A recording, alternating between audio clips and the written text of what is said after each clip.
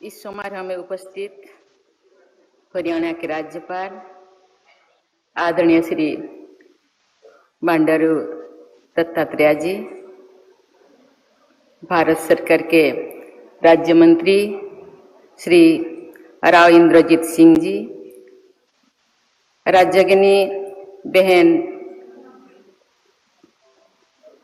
मोहिनी बहन जी, राज्यगी ब्रजमोहन भाई जी, राज्यगिनी जयंती बहन जी, राज्यगिनी चक्रधारी बहन जी, राज्यगिनी आशा बहन जी, राज्यगिनी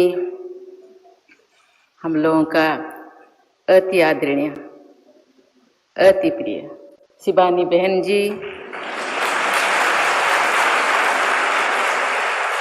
ब्रह्मा कुमारी परिवार के सभी राज्योगी राज्यगिनी भाइयों बहनों, देवियों और स्वजनों, आप सबको मेरा नमस्कार। आज आप सबके बीच यहाँ उपस्थित होकर मुझे बहुत प्रसन्नता हो रही है। ओम शांति रिट्रीट सेंटर के इस सुंदर प्रांगण का आध्यात्मिक वातावरण मन को एक नई ऊर्जा, नई उद्दीपना, नई उल्लास मन में सृष्टि करती है। मैंने ब्रह्मा कुमारी संस्थान को बहुत करीबी से जानती हूँ। मैं इसको अपना घर समझती हूँ, मेरे बाबा का घर समझती हूँ।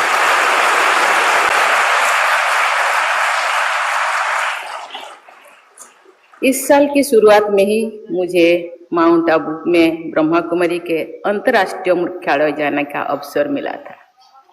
वहां जाकर मुझे असीम आनंद और शांति की अनुभूति हुई थी। देवियों और स्वजनों, आज के इस राष्ट्रीय सम्मेलन का विषय मूल्यनिष्ठ समाज की नींव में महिलाओं की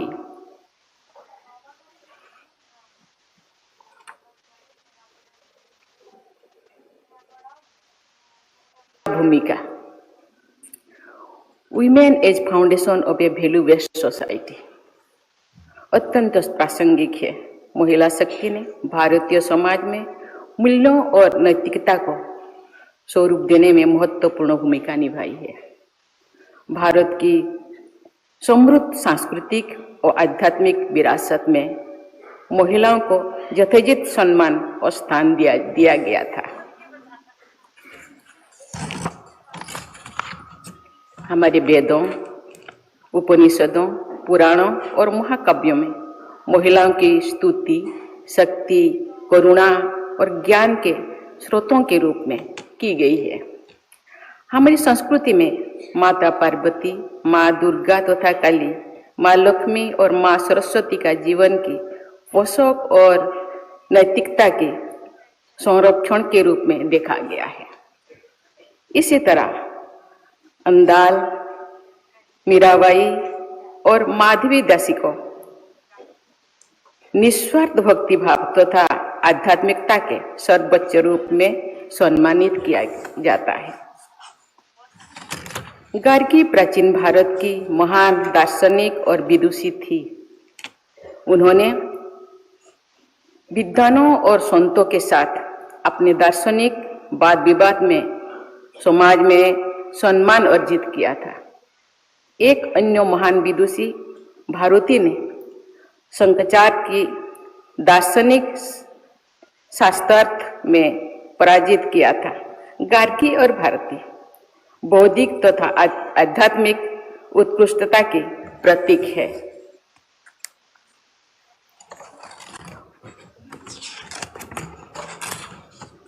ज्ञान के प्रति उनकी अटूट प्रतिबद्धता महिलाओं की असीम क्षमता को प्रदर्शित करता है। ऐसे अनेकों उदाहरण मौजूद हैं जहां महिलाओं ने अपनी बुद्धि, विवेक और ज्ञान के बल पर ख्याति अर्जन कर सर्वोच्च स्थान प्राप्त किया है। महिला एक प्रेरणा शक्ति के रूप में कैसे अपना सकारात्मक प्रभाव छोड़ सकती है, इसका एक उदाहरण राष्ट्रपिता महात्मा गांधी के जीवन में दिखाई देता है। गांधी जी की प्रेरणा के स्रोत उनकी पत्नी कस्तूरबा गांधी थी।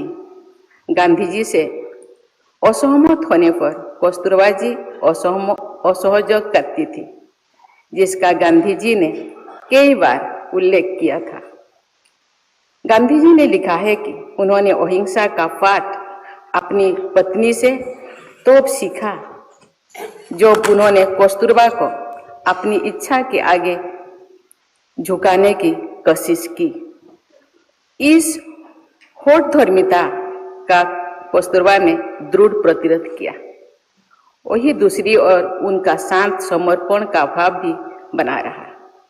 इस प्रकार अहिंसा, असहयोग तथा सत्याग्रह का पाठ गांधी जी ने कस्तूरबा जी से ही सीखा। मुझे प्रसन्नता है कि ब्रह्मा कुमारी संस्थान ने नारी शक्ति के केंद्र में रखकर भारतीय मूल्यों को पुनर्जीवित करके प्रयास किया है। ब्रह्मा कुमारी संस्थान आज नारी शक्ति द्वारा संचालित विश्व का सबसे बड़ा आध्यात्मिक संस्थान है। ब्रह्मा बाबा ने लगभग 90 वर्ष पहले नारी शक्ति के सामर्थ्य और नेतृत्व की उचित स्थान दिया था। संस्थान के 46,000 से अधिक बहनें दुनिया के 140 देशों में आध्यात्म और भारतीय संस्कृति परंपरा को आगे बढ़ा रहे हैं। देवियों और स्वजनों, इन दिनों हमारे सामाजिक जीवन में प्रतिस्पर्धा बढ़ती जा रही है। आज का आदमी धन, शक्ति, प्रसिद्धि और प्रतिष्ठा के पीछे भाग रहा है। आर्थिक रूप से मजबूत होने में कोई बुराई नहीं है, लेकिन केवल पैसे के लिए जीने से ऐसा जीवन व्यर्थ हो जाता है। धनवान होने में कोई बुराई नहीं, लेकिन धन के पीछे सदैव भागते रहना निरर्थक है।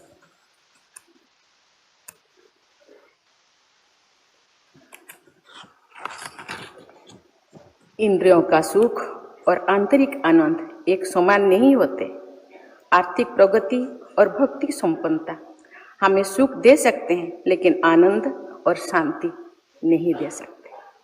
आध्यात्मिक जीवन से दिव्य आनंद और शांति के द्वार खुलते हैं। हमारी माताओं ने मार्गदर्शन में इस दिव्य आनंद और शांति की खोज पर परिवार में शुरू होने चाहिए।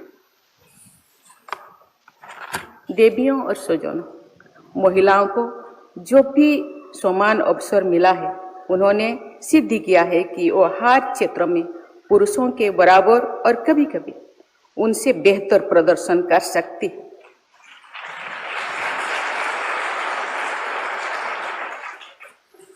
विज्ञान, खेल, कला, राजनीतिक नेतृत्व, रक्षा, चिकित्सा तथा इंजीनियरिंग आदि सभी क्षेत्रों में महिलाओं ने कई कीर्तिमान स्थापित किए हैं।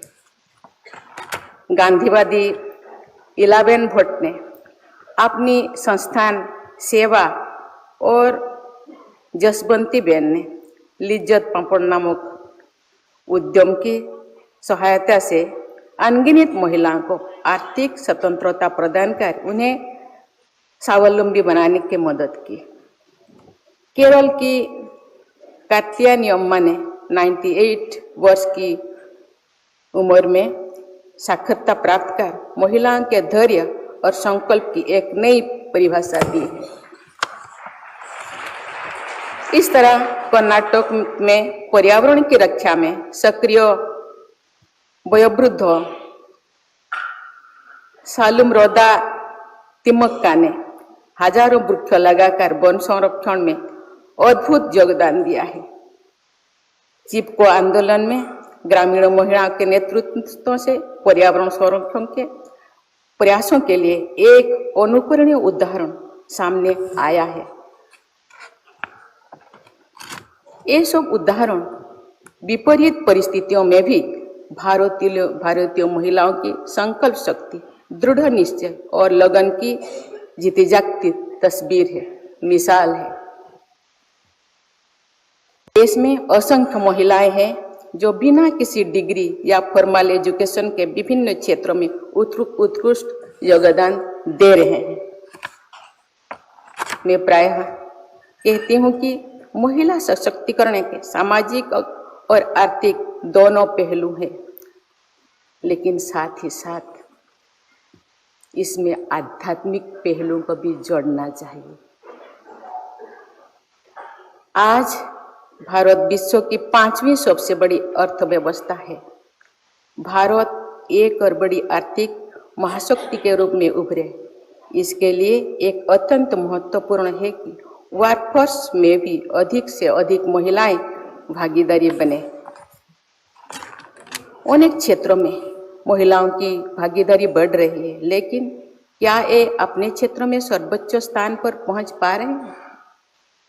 एक आंकड़े के अनुसार भारतीय कंपनियों के बोर्ड में केवल 7% महिलाएं एग्जीक्यूटिव पोजीशन पर है। प्राइवेट सेक्टर में मिडिल लेवल में मैनेजमेंट में भी वुमेन पार्टिसिपेट में एक स्तर के ऊपर कभी देखा नहीं जा रहा है।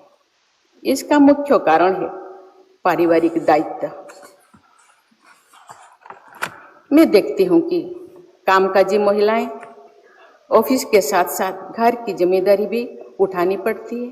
हमें ये सवाल पूछा होगा कि क्या बच्चों और घर की जिम्मेदारी केवल महिलाओं की है? हमें इस सोच को बदलने की जरूरत है। उन्हें परिवार से और अधिक सहयोग की जरूरत है, जिससे वे बिना किसी बाधा के अपने करियर में सर्वोच्च शिखर पर पहुंच सके। देवियों और स्वजनों, भारत इस वर्ष G20 समूह की अध्यक्षता कर रही है। भारत के G20 एजेंडा में वुमेन लेड डेवलपमेंट पर प्राथमिकता बनाए रखना शामिल है। मुझे विश्वास है कि भारत द्वारा G20 फोरम का उपयोग महिला सशक्तिकरण का बढ़ावा देने तथा विश्व समुदाय में समावेशी विकास में महिलाओं की भूमिका को रेखांकित किया जाएगा। देवियों और स्वजनों, आज मुझे एम्पावरिंग द फैमिली अभियान का शुभारंभ करके प्रसन्नता हुई है। एक माँ का स्वभाव हमेशा समावेशी यानी इंक्लूसिव होना चाहिए। एक माँ कभी अपने बच्चों में भेदभाव नहीं करती है, इसीलिए प्रकृति को भी मदर नेचर कहा जाता है। भारतीय परंपरा में परिवार को सबसे अधिक महत्व दिया जाता है। स्वस्थ परिवारों का योग आदर्श गांव में है। आदर्श ग्रामों के संयोजन से आदर्श जनपद और आदर्श जनपदों के संयोजन से आदर्श राष्ट्र बनता है। इसका तात्पर्य ये है कि परिवार ही आदर्श जीवन का आधार है। जैसा कि हम सभी जानते हैं, परिवार में पहली शिक्षक हमारी माँ होती है। माँ न केवल बच्चों को परिवार बल्कि पड़ोसियों और पर्यावरण से परिचित करती है, बल्कि प्रचलित मूल्यों को भी बात करती है। हमारी माताएं हमें हमारे शास्त्रों और पुराणों से परिचित कराती है और हमें कोई प्रेरणादायक कहानी भी बताती है। हम सभी ने बचपन में सभी सावित्री, सीता, अनुसुईया के बारे में सुना है। हमने अर्जुन की वीरता और कर्ण के दान की गाथाएं बच्चों को सुनाते हैं। हमने श्रवण कुमार की पितृभक्ति और हरिश्चंद्र की सत्य के प्रति निष्ठा के बारे में भी सुना है। लेकिन मुझे लगता है कि इन दिनों माताएं अपने बच्चों को ये आदर्श जीवन के बारे में बताते कि नहीं। मुझे लगता है बताना प्राथमिकता है। वे बचपन से ही अपनी संतान को करियर कॉन्शियस बनाते हैं। माताएं चाहती है कि उनका बच्चा डॉक्टर हो, इंजीनियर हो, बड़ा अधिकारी या वैज्ञानिक बने, लेकिन माताओं को चाहिए कि वे अपने संतान को सबसे पहले एक अच्छा इंसान बनने की प्रेरणा दें।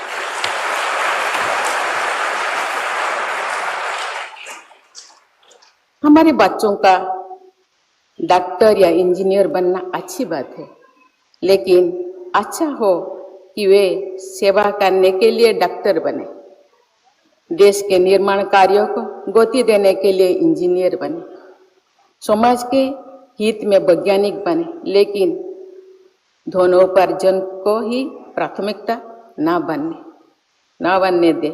बच्चों को ये कौन सिखाएगा? ये माता ही तो, क्योंकि माता गुरु होती है। बच्चे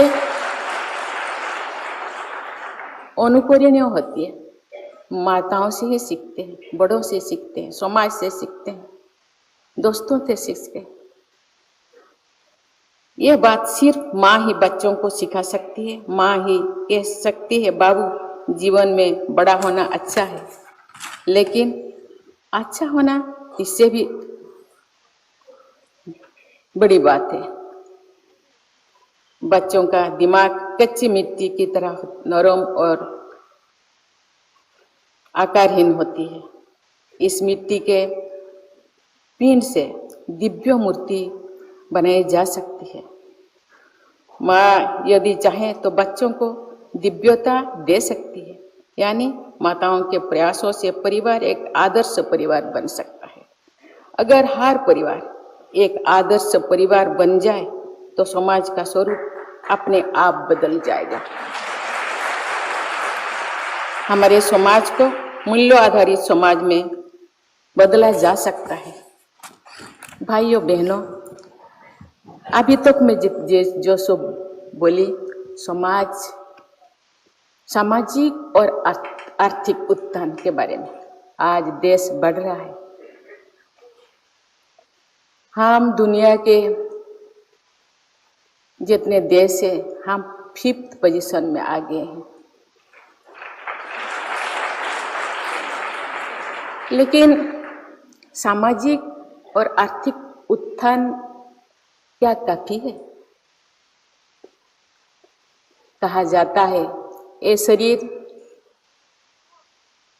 भगवान जो बनाए थे पंचतत्व के शरीर, इसको चलाने के लिए जिसको दिए हैं शरीर में लुप्त रूप में, सुप्त रूप में,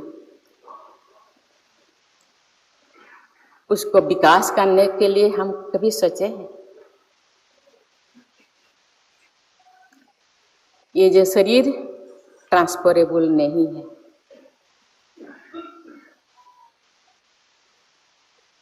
आध्यात्मिक शक्ति या जिस आत्मा का विकास करने से आत्मा ट्रांसफरेबल है, एक कैरी फॉरवर्ड होता है। शरीर को या विषय वस्तु जो भी है उसके लिए हम इतने चीजें इकट्ठा करते हैं जिसको हम सुख कहते हैं, जिसके अंदर हम शांति खोजते हैं, आनंद खोजते हैं। और क्या सही मायने में सुख शांति है?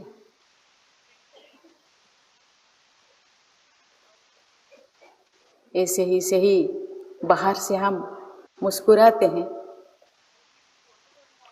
लेकिन क्या छुपाते हैं?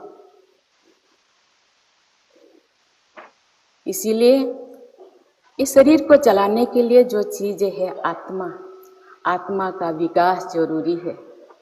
आत्मा को ब्राइट करना, उज्जवल करना, प्रज्वलित करना। आज यहाँ एक कन्वेंशन शुरू करने के पहले हम दीप जलाए हैं। मीन्स आत्मा को प्रज्वलित करना। शरीर को प्रज्वलित करने के लिए देश विदेश से नया नया चीजें आते हैं, लेकिन आत्मा को प्रज्वलित करने के लिए खुद के अंदर है। भगवान और शक्ति हम लोगों को दिए। ये शक्ति हम लोगों के पास है। मैं तो ज़्यादा बाबा के पास नहीं आ पाती, वो मेरे पाँव में थोड़ा बेड़ी रहता है, लेकिन मैं खुद के अंदर जो एनालिसिस करती हूँ, भगवान जो भेजे थे हम एक रॉ मटेरियल के रूप में शायद 2 चीज़ें लेकर के भेजे थे और छोड़ दिए थे कि 2 क्वालिटी, 2 तरीके के क्वालिटी, काम, क्रोध, लोभ, मोह, हिंसा, द्वेष, गर्व, अहंकार, घृणा, और एक सुख, शांति, आनंद, प्रेम, पवित्रता, ज्ञान। बच्चे तुम चुन लो।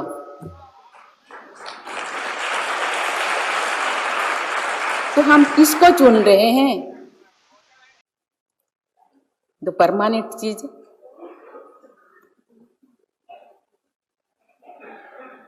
काम, क्रोध, लोभ, मोह, हिंसा, द्वेष से ये हम बहुत चीजें एक्वायर कर सकते हैं जो परमानेंट नहीं है।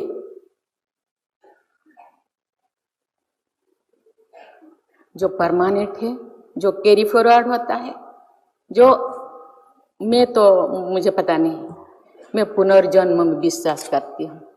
आत्मा कहते आत्मा अमर है, अजर अमर, ये निश्चर है। इसीलिए उसको साफ करने के लिए बाहर से कोई नहीं आएगा। इसीलिए खुद को ही, इसीलिए ये माताओं के ऊपर आज मैं बहुत सारे बहनों को मैं कलश दी। ये सारे शायद प्रतीक है, ये परंपरा है, लेकिन पहले ब्रह्मा बाबा ने ये सब चीजें शुरू किए थे माताओं को। क्योंकि माता, धरती को हम माता कहते हैं, सर्वं सोहा। क्या करते हैं हम धरती के साथ? उसको ब्लास्टिंग करते हैं, क्या क्या करते हैं, लेकिन फिर भी वो सहन करते हैं क्योंकि हम उनके बच्चे हैं। लेकिन सहने का भी एक सीमा होती है। इसलिए माता को भी बहुत सहन करने के, ये तो मुझे लगता है फाउंडेशन 80 साल पहले। ऐसे तो बहुत बीच बीच में हम लोगों को मैसेंजर भेजते रहते हैं। कभी गीता के रूप में भगवान ने हम लोगों को बहुत सारे पढ़ाए हैं, गीता, भागवत, उपनिषद, क्या क्या, रामायण, महाभारत, लेकिन हम भूल जाते हैं। लेकिन फिर ब्रह्मा बाबा को 80 साल पहले ब्रह्मा बाबा को भेजे, तुम क्या हो, क्या कर रहे हो, हम किस तरफ जा रहे हैं। आज हम पर्यावरण, ग्लोबल वार्मिंग में हम फंसे हैं। आज क्या क्या हो रहा है, कल मुझे देख के दिल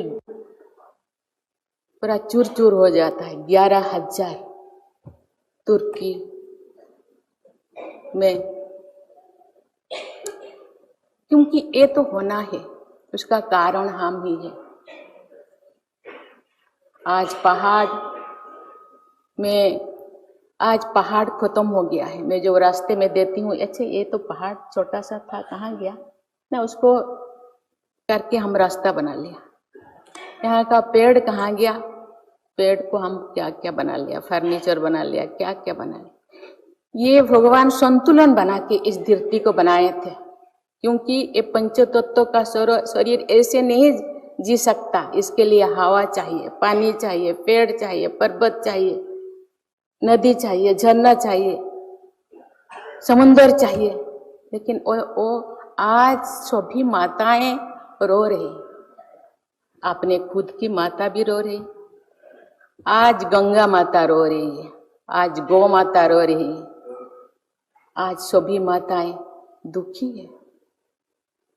जो माता दुखी होते हैं ना, वो काली का रूप धारण करते हैं।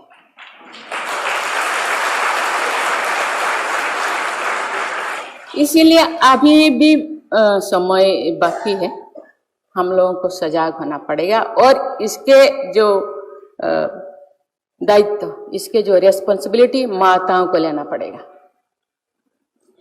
क्योंकि माता में भगवान ने सहन शक्ति, धैर्य शक्ति, स्नेह, ममता तो दिए, लेकिन इसके साथ ये धैर्य शक्ति, सहन करने का शक्ति, बोझ उठाने का शक्ति, माथा बांधने का शक्ति,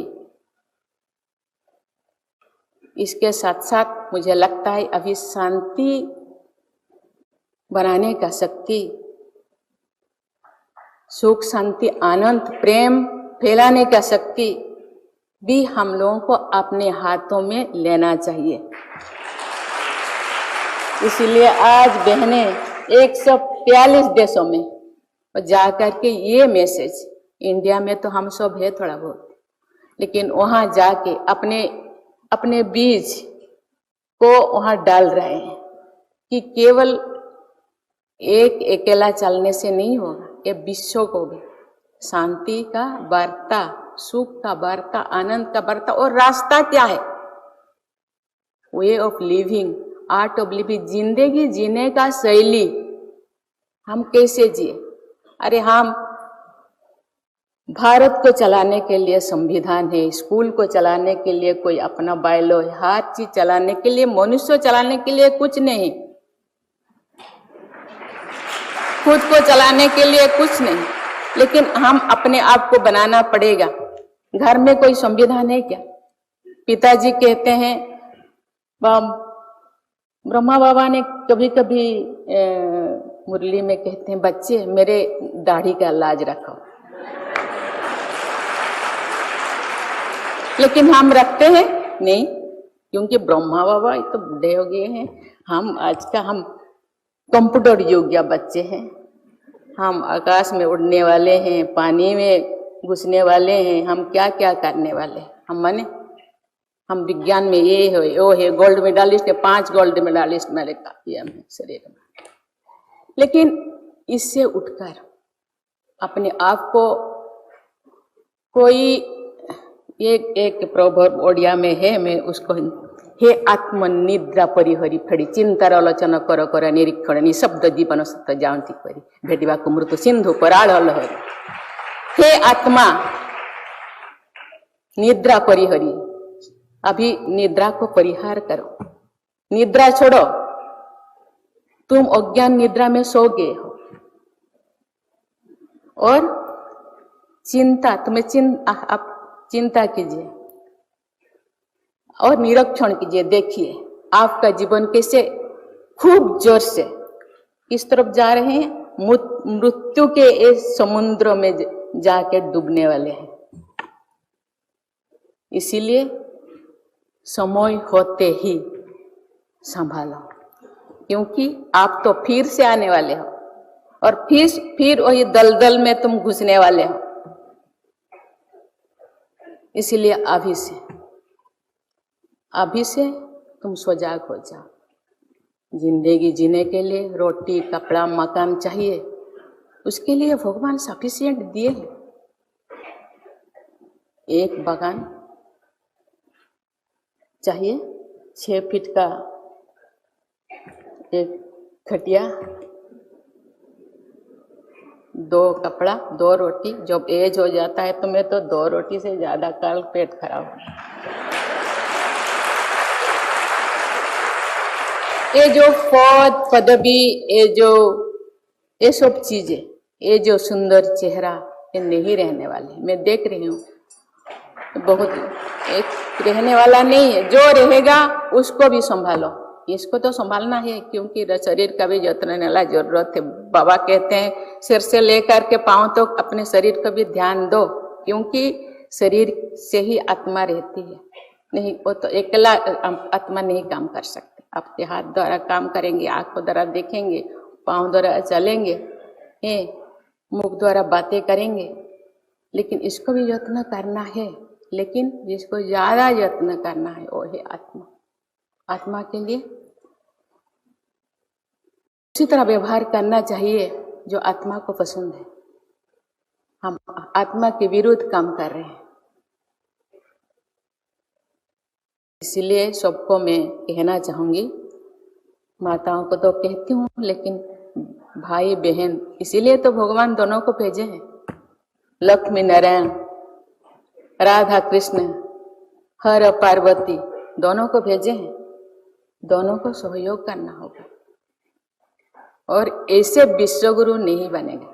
आर्थिक रूप से विश्वगुरु बनने का ठीक है, लेकिन आध्यात्मिक कभी ये विश्वगुरु कब बने था? जो ये देश में मुनि, योगी, ऋषि ये सब थे, तो उस टाइम तो शायद वो लोग तो ऐसे इतने बड़े बड़े सर्टिफिकेट लेकर के नहीं घूमते थे, उनके पास शायद इतने डिग्री नहीं था, लेकिन तो वो विश्वगुरु बने थे।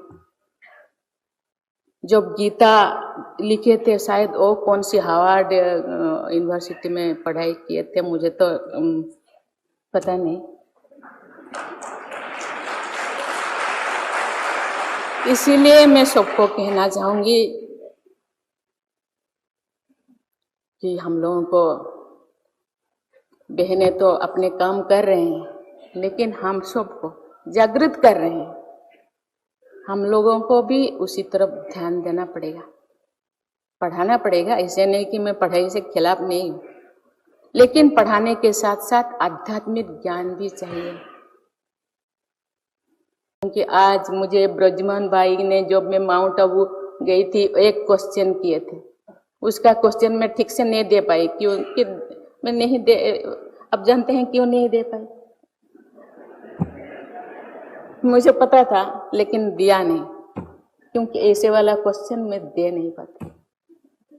कहते हैं बेटी परी होती है, परी लक्ष्मी, लक्ष्मी जब हंसती है हम भी हंसते हैं, और खेलती है हम भी खेलते हैं, लेकिन किसी किसी का नजर लग जाती है।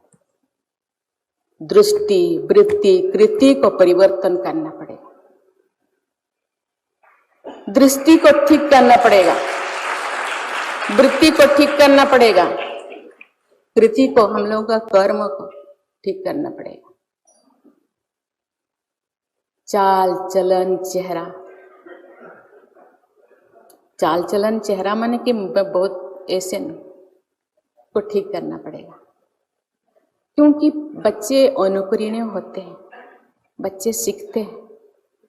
हम अपना प्रयास करेंगे, क्योंकि शिवानी बहन ने बहुत उनके प्रवचन को मैं सुनती रहती, कहते सबका अलग अलग रिकॉर्ड है, अब अलग अलग है ना, तो फिर भी हम तो माता के हिसाब से हम लोगों को प्रयास, माता पिता के हिसाब से हम लोगों को प्रयास करना चाहिए। दृष्टि, वृत्ति, कृति को ठीक करना चाहिए। बच्चे आगे बढ़े, बहुत अच्छे बने और मनुष्य बने।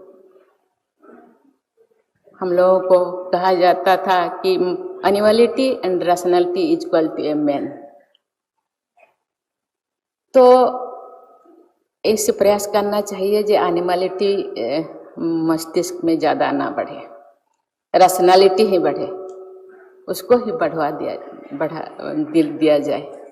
महिलाओं के सशक्तिकरण से ही परिवार सशक्त होंगे, और सशक्त परिवार के आधार पर ही एक सशक्त समाज और सशक्त भारत बनेगा। और हम जो परिकल्पना करते हैं एक दिन विश्व गुरु बनेगा, जरूर बनेगा। इसके लिए प्रयास करना। मैं इस अभियान की सफल कामना के साथ साथ उज्जवल भविष्य की मंगल कामना करती हूँ। जय हिंद, जय भारत। धन्यवाद।